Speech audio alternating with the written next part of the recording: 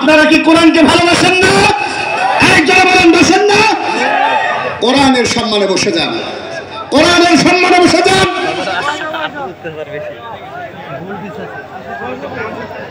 আমরা আমির হামজা চিনি না, আমরা মুফতি আমির হামজা খানকে চিনি না, আমরা চিনি কোরআনের ভালোবাসা, এই জন্য ওদেরকে ভালোবাসি। কথা ঠিক কিনা জেনে বলেন ভাইরা? দুষ্টু আইরের চাইতে শূন্য গোয়াল ভালো। কথা জোরে বলেন না কেন ভাই?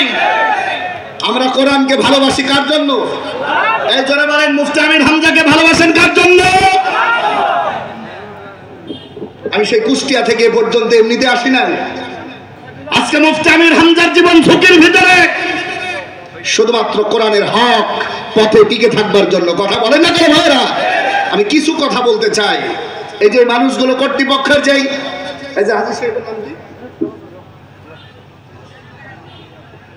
হাজী নাসরিন জাহান মসজিদের ভিতরে কান্না করতেছে। ওনারা কি ওনার টাকা পয়সার অভাব? কথা বলেন আমার সাথে, বলেন। টাকা পয়সার অভাব। গতকালকের থেকে পর্যন্ত হেলিকপ্টার ভাড়া করার জন্য কত টাকা লাগবে তিনি প্রস্তুত ছিলেন। আপনারা ভিতরের খবরটুকু একটু জানেন? একটা মাহফিল না হলে কিচ্ছু হবে না, তবে মুফতি আমির হামজার বেঁচে থাকা দরকার। কথা জোরে বলেন ঠিক কিনা? আমরা 36শে জুলাই আন্দোলনে রক্ত দিয়েছিলাম এক একজন আমির হামজাকে আমাদের অভিভাবক বানানোর জন্য। ঠিক কিনা জোরে বলেন ভাইরা? আজকে আমরা অভিভাবক বানানোর কারণে সেই মুফতি আমির হামজার নামে বিভিন্ন মিথ্যা কেলেঙ্কারি দিয়ে তার জীবন হুমকির ভিতরে রাখার কারণে কেন্দ্রের থেকে সিদ্ধান্ত, মুফতি আমির হামজার মাহফিল দরকার নাই, মুফতি আমির হামজার বেঁচে থাকা দরকার। ঠিক কিনা জোরে বলেন ভাইরা? কিছু কথা, কষ্টের কথা শুনে যান, চলে যান, দুঃখ নাই। গালি দেবেন দেন, তবে আমরা চাই আমির হামজা বেঁচে থাক। এই কথা জোরে বলেন না ভাই?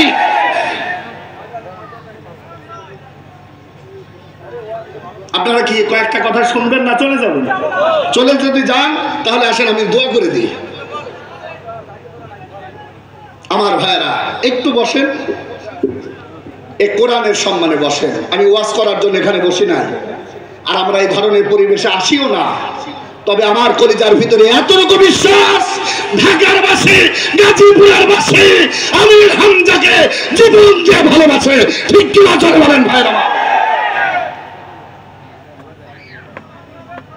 সারা বাংলাদেশের ভিতরে ঢাকা গাজীপুরের মানুষ একটু আলাদা বেশি ভালোবাসে। কথা বলেন না কেন ভাই? জোরে বলেন।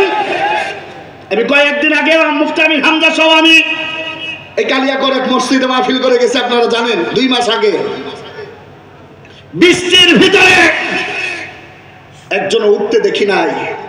আল্লাহর কসম করে বলি, এটা মুফতি আমির হামজার চেহারার গৌরব নয়, এটা মুফতি আমির হামজার আল্লাহর কোরআনের ভালোবাসা। ঠিক কিনা জোরে বলেন ভাইরা? আপনারা কি চান না মুফতি আমির হামজা বেঁচে থাক? জোরে বলেন।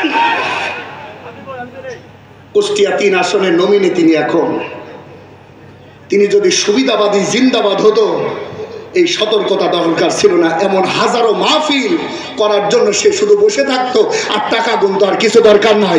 তবে তার জবান যে প্রকাশ হয়েছে, আমি টাকা চাই না, আমি দিনকে কায়েম করার আন্দোলনে বেঁচে থাকতে চাই। ঠিক কিনা জোরে বলো ভাই? এই সুযোগ আমরা করে দেব। এই কথা বলেন না কেন ভাই? শহীদ আল্লামা দেলোয়ার হোসেন সাইদি বলেছিলেন, আমার মতো সাইদের রক্ত বাংলাদেশে কুরবানি করে দেব। আমার রক্তের বিনিময়ে যদি ফ্যাসিস্ট সরকার, জালিমের বাচ্চা জালেম হাসিনা পালায়। ঠিক কিনা জোরে বলেন ভাই? আমার বেঁচে থাকলে এমন মাহফিল হাজারো হবে, হবে না ভাই? জোরে বলেন। এই যে হাজী নাসরিন